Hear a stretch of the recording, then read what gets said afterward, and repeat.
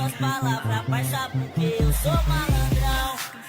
Invejoso, recalcado. Se não sabe o que fala, é melhor tu ficar calado.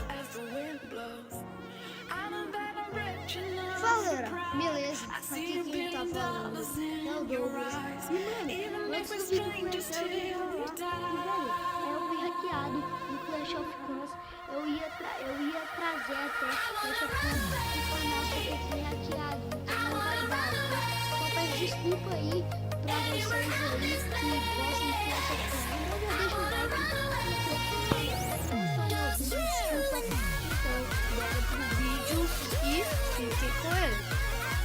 Fala, galera, beleza? Aqui quem tá falando vamos fazer mais um vídeo e ele aqui. Bom, mano, hoje a gente tá aqui pra abrir caixa, mano. Eu sei que é meio duro de gastar dinheiro, mas isso eu sei. Farmo dinheiro pra vou deixar o seguinte. Olha, eu tô farmando a favor. Esse daqui eu ganho muito, entendeu? Esse negócio aqui. Então, olha, velho, vamos ver aqui. Vamos aqui. Olha, eu tenho 37 carros de doutor. 39 capacetes, 45 de arma, partidas de um jogador, partidas de vários jogadores, 6 partidas de um jogador, partidas de renda, jogadas de renda, pontuação média, primeiro favorito,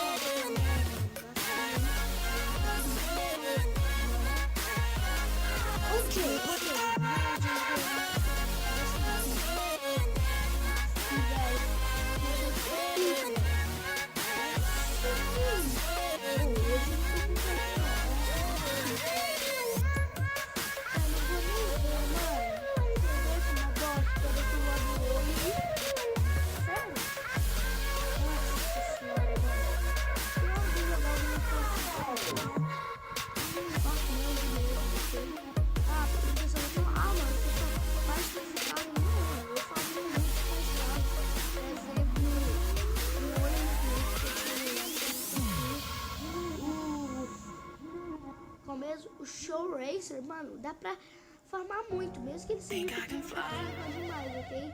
Então, mano, se vocês querem mais jogos no canal, fala aí, né, mano? Bora aqui. E, tipo, meu aniversário tá chegando, velho, eu vou pintar cabelo. Mesmo que o desafio de mas eu vou querer pintar cabelo. Só que vocês que vão escolher de que cor que eu vou pintar. Então já vou dar um pause aí, então já. Bom, galera, voltei, mano. Quando eu fui ver, velho, eu vi esse negócio bem velho. Eu fui ver, eu achei